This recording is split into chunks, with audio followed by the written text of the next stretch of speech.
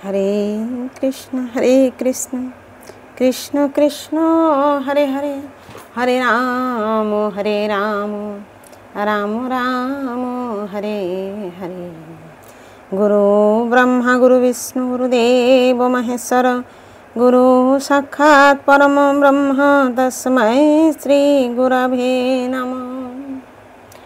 नमो ब्रह्मण्य देवाय गो ब्रह्मण हिताय च जगद्धिताय श्रीकृष्णाय गोविंदाय नमो नमः।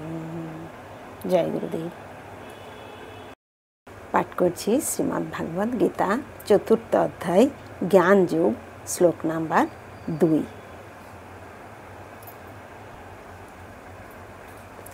एवं परंपरा प्राप्तमिमं राजर्षयो विदु सकालेनः महता যোগো নষ্ট পরন্তপ।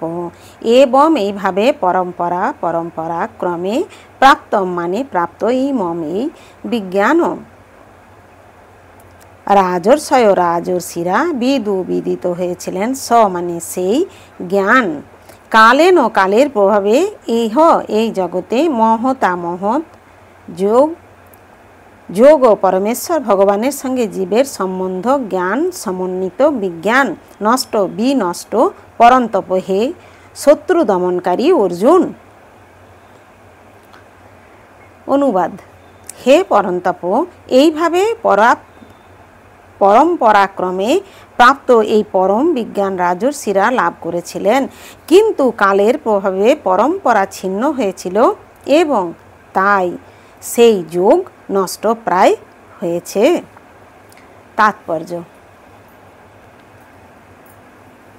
এখানে স্পষ্টভাবে বলা হয়েছে যে গীতা বিশেষত রাজর্ষিদের জন্যই উদ্দিষ্ট হয়েছিল, কারণ প্রজা পালনের জন্য তাদের এই শাস্ত্রের উদ্দেশ্য কার্যকরী করতে হতো। অবশ্যই ভগবদ্গীতার উপদেশ কখনোই অসুরদের জন্য নয়। তারা এই জ্ঞানের মাহাত্ম্য খর্ব করবে এবং তার ফলে কারও মঙ্গল হবে না। তারা নিজেদের খেয়াল খুশি মতো এই দিব্য জ্ঞানের নানা রকম কদর্থ করবে। এই সমস্ত দুরাচারী ভাষ্যকারদের কদর্থের দ্বারা ভগবদ্গীতার প্রকৃত উদ্দেশ্য যখন ব্যাহত হয়, তখন গুরু শিষ্য পরম্পরায় পুনঃপ্রতিষ্ঠা করার প্রয়োজনীয়তা দেখা দেয়। 5000 বছর আগে ভগবান স্বয়ং লক্ষ্য করেন যে গুরু শিষ্য পরম্পরার ধারায় বিচ্ছিন্ন হয়ে গেছে। তাই তিনি ঘোষণা করেন যে গীতার উদ্দেশ্য বিনষ্ট হয়েছে।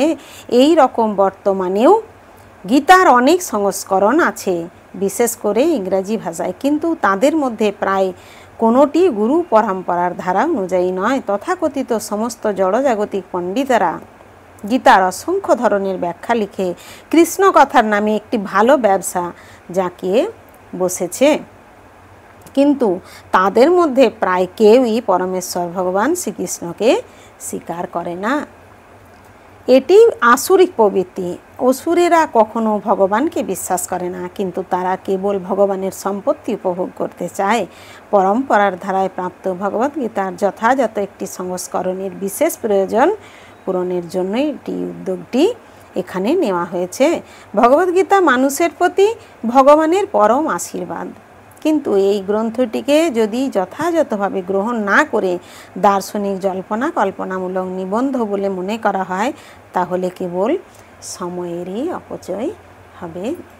হরে কৃষ্ণ কৃষ্ণ কৃষ্ণ হরে হরে, হরে রাম রাম রাম হরে হরে। জয় গুরুদেব, জয় গুরুদেব।